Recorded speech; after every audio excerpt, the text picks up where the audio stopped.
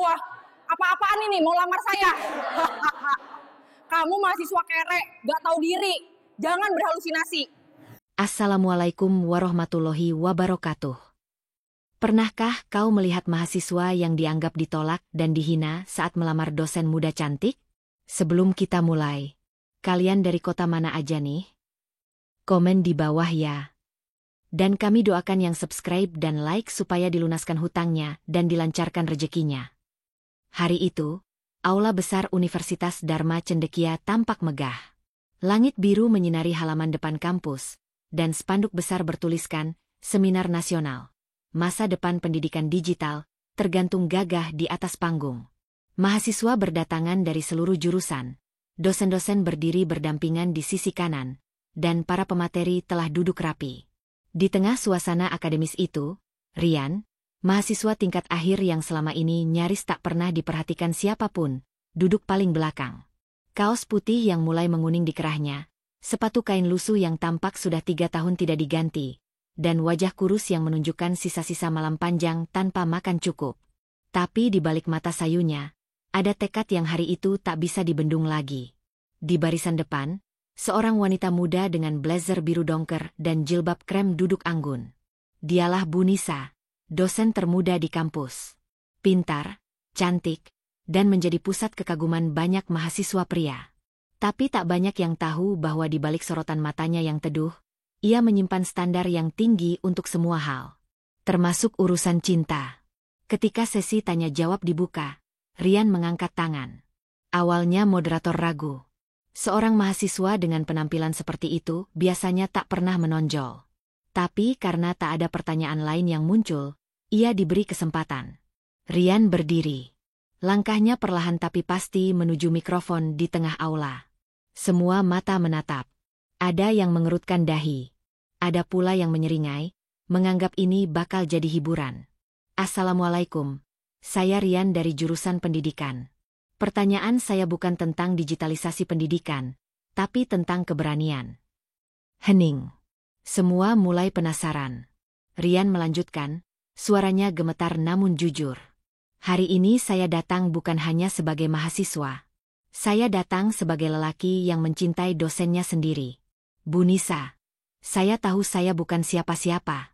Saya tahu saya tak punya gelar, uang, atau nama besar. Tapi saya punya niat. Dan hari ini, saya ingin melamar ibu, bukan sebagai dosen, tapi sebagai wanita yang saya hormati dan cintai. Aula mendadak gaduh. Seorang mahasiswa tertawa terbahak. Wey, bro, lo ngaca dulu nggak? Lu kira Bu Nisa bisa ditaksir sama anak kosan yang lauknya mie instan terus? Tawa makin keras. Bahkan beberapa dosen tersenyum tak percaya. Ada yang mengira ini prank. Ada yang menyangka Rian sedang cari sensasi. Tapi Rian tetap berdiri tegak. Ia menatap Bu Nisa yang wajahnya kini memerah, bukan karena haru, tapi karena marah dan malu.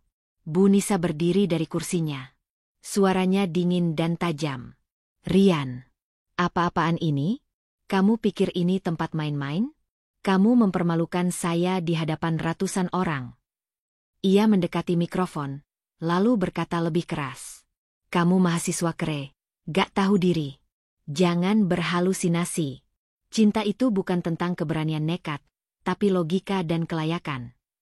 Tawa kembali meledak. Rian hanya diam. Matanya menatap kosong, tapi bibirnya tersenyum getir. Ia tak berkata apa-apa. Hanya menunduk, lalu membungkuk ringan sebagai tanda maaf, dan kembali ke tempat duduknya. Setelah seminar selesai, tak ada satupun yang bicara padanya. Ia berjalan sendirian keluar aula. Seorang staf kebersihan bahkan sempat berkata, "Kamu kurang ajar, Mal. Maluin kampus." Tapi Rian tak membalas. Ia hanya melangkah pergi. Langkah perlahan. Namun pikirannya mulai menyusun satu hal. Waktunya sudah tiba. Dunia harus tahu siapa aku sebenarnya. Langit mendung menggantung di atas kota saat Rian duduk sendirian di lantai 5 asrama mahasiswa. Hujan rintik mulai jatuh, tapi pandangannya tetap menembus kaca jendela. Ia tak mempedulikan notifikasi dari media sosialnya yang terus berbunyi. Grup kampus, story Instagram, Bahkan TikTok dipenuhi video saat ia melamar Bu Nisa di panggung seminar. Semua mencibir. Semua menertawakan. Bahkan beberapa akun mengedit wajahnya dengan tulisan, "Kere Halu Nasional." Namun di balik kesedihan yang terlihat di wajahnya, Rian tidak hancur. Ia tahu, badai itu datang karena dirinya sendiri yang membuka pintu. Ia tidak menyesal. Hanya satu hal yang mengganjal di hatinya. Apakah semua orang sedemikian piciknya menilai dari tampilan luar? Pikirannya melayang ke masa kecil. Ia bukan anak biasa. Lahir dari keluarga terpandang, ayahnya adalah Dr. Haji Surya Wijaya, pendiri sekaligus pemilik Yayasan Dharma Cendekia yang menaungi beberapa kampus ternama di Indonesia, termasuk tempat Rian kuliah sekarang. Tapi sejak lulus SMA, Rian membuat keputusan mengejutkan. "Ayah, izinkan aku kuliah seperti orang biasa. Tanpa gelar, tanpa fasilitas, tanpa siapapun tahu aku anakmu." Pak Surya sempat marah. Tapi setelah melihat kesungguhan anaknya, ia luluh. "Kau mau apa sebenarnya, Rian?" "Aku mau tahu, Yah, siapa yang menghormati aku karena aku manusia, bukan karena ayahku siapa." Sejak itu, Rian hidup dengan uang saku minimum. Ia menyewa kamar kos kecil, makan dari warung pinggir jalan, kadang hanya bertahan dengan mie instan. Tak satu pun staf kampus tahu siapa dia sebenarnya, kecuali rektor dan 2 orang petinggi yayasan yang telah disumpah merahasiakan identitasnya. Selama bertahun-tahun, ia menjalani kehidupan mahasiswa sederhana. Tapi ada satu yang selalu menarik hatinya. Bu Nisa. Dosen muda cerdas, visioner, dan memiliki cara mengajar yang membuat mahasiswa berpikir. Rian tertarik bukan karena wajah, tapi karena caranya berbicara, caranya menghargai pendapat mahasiswa, dan semangatnya dalam membangun pendidikan. Namun seiring waktu, Rian mulai sadar, di balik pesona Bu Nisa, ada tembok tinggi bernama gengsi dan standar sosial. Pernah suatu hari saat di luar kelas, Rian mendengar Bu Nisa berkata pada temannya, "Aku ingin pasangan yang cerdas, berpendidikan tinggi, dan mapan. Minimal ya, CEO startup lah. Masa hidup sama mahasiswa yang gak jelas masa depannya." Ucapan itu menohok. Tapi justru karena itulah Rian makin mantap. Ia tidak ingin mencintai wanita yang hanya melihat tampilan luar. Ia ingin menguji, bukan hanya cinta, tapi watak orang-orang sekitarnya.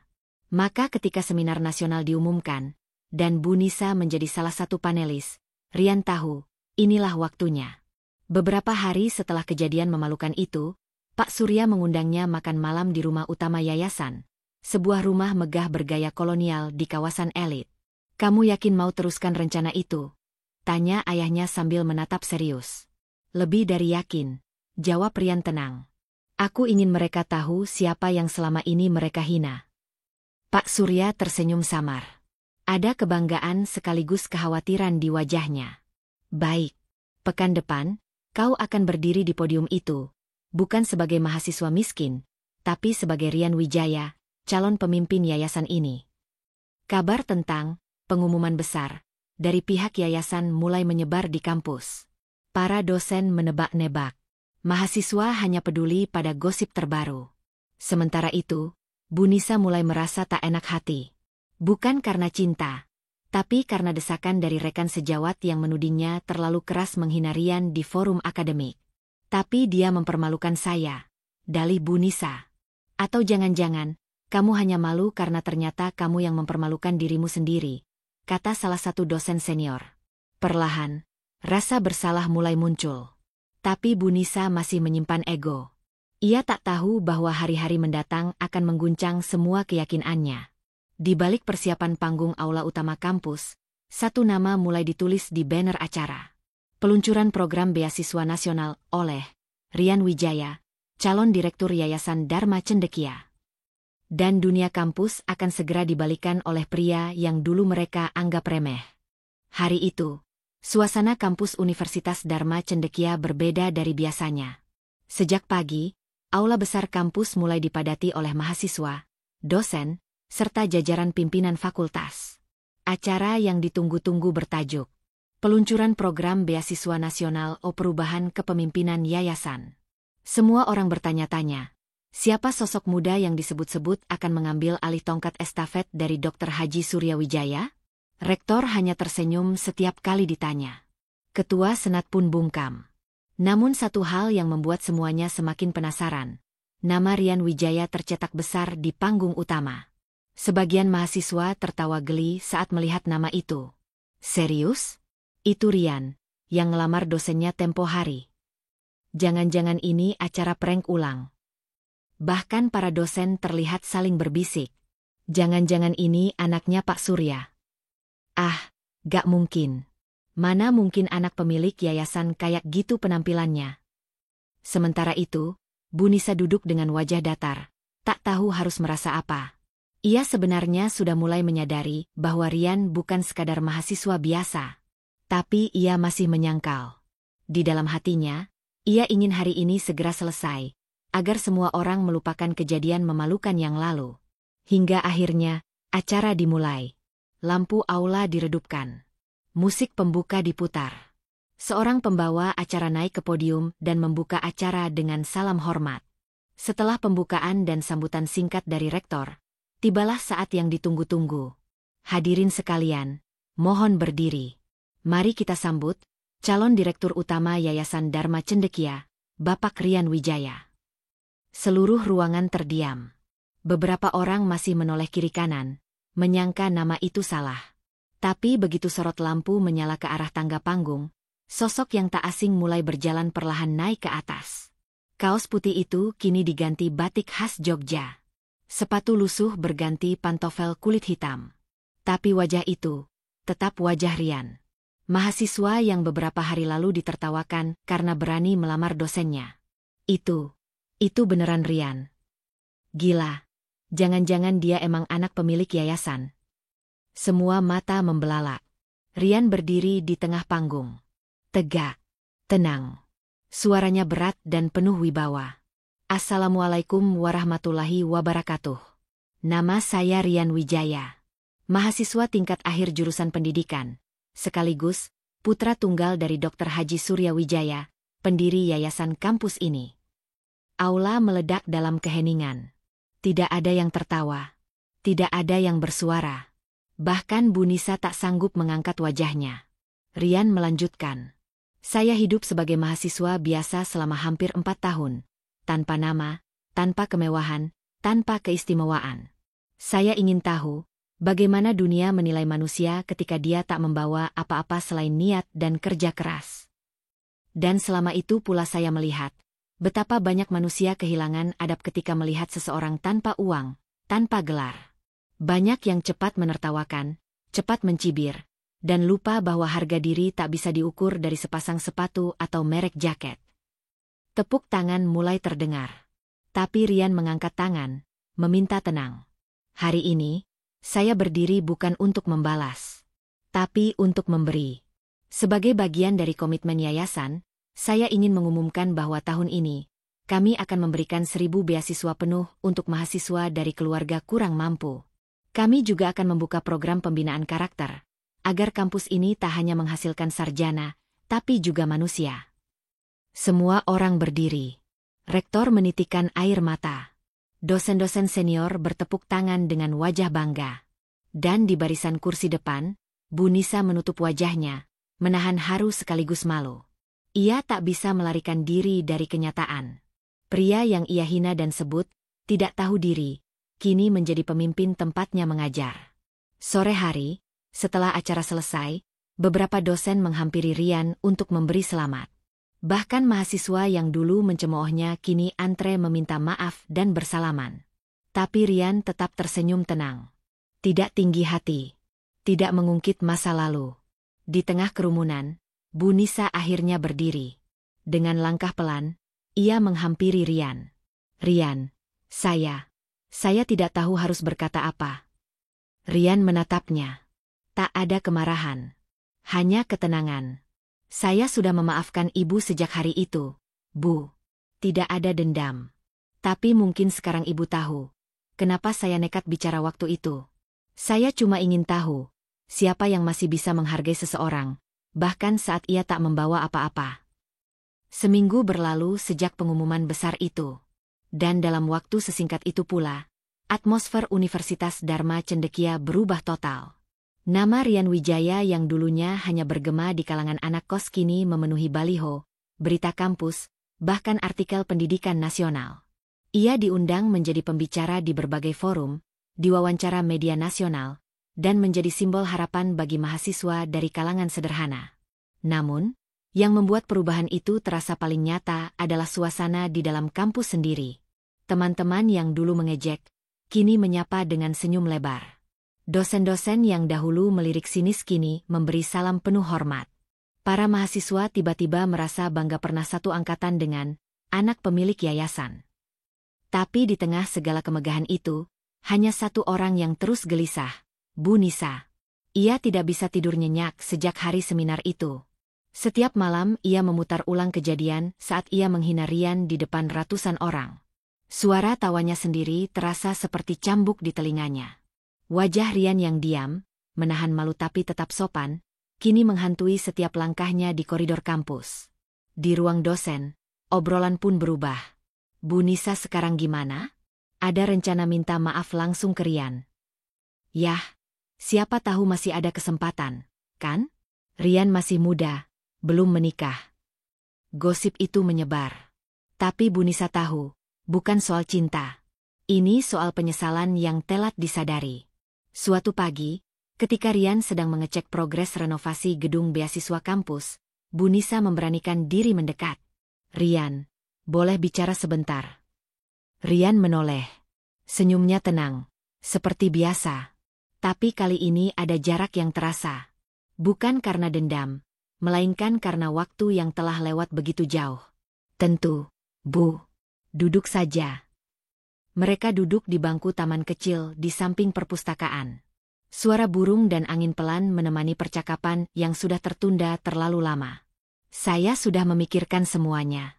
Tentang sikap saya hari itu, tentang semua kata-kata yang keluar dari mulut saya, dan saya ingin minta maaf. Rian menatap lurus ke depan. Saya mengerti, Bu. Semua orang punya momen di mana ia menilai terlalu cepat. Tapi saya menilaimu bukan hanya cepat, Rian. Saya menilaimu dengan sombong. Seketika mata Bu Nisa berkaca-kaca. Ia menunduk.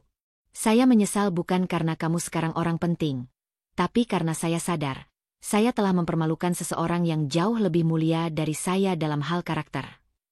Rian menarik napas panjang. Lalu menoleh dengan senyum tipis.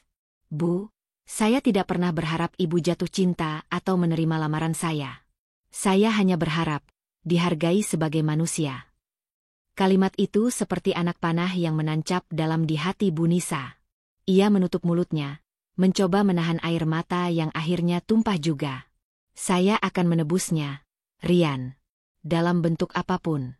Bahkan kalau kamu mau, saya siap mundur dari kampus ini. Rian langsung menggeleng. Tidak perlu, Bu. Dunia ini bukan tempat untuk kabur dari kesalahan. Justru disinilah tempat kita belajar memperbaikinya. Beberapa hari kemudian, Bu Nisa membuat kejutan kecil. Ia mengadakan kelas terbuka dengan tema etika, empati, dan kesalahan yang tak terlihat, dan mengundang seluruh mahasiswa, serta Rian sebagai pembicara tamu. Di akhir kelas, Bu Nisa berdiri di depan papan tulis dan berkata dengan lantang. Di kelas ini, saya bukan dosen. Saya murid. Dan murid yang mengajari saya pelajaran terbesar. Duduk di bangku itu. Ia menunjuk ke arah Rian. Seluruh ruangan terdiam.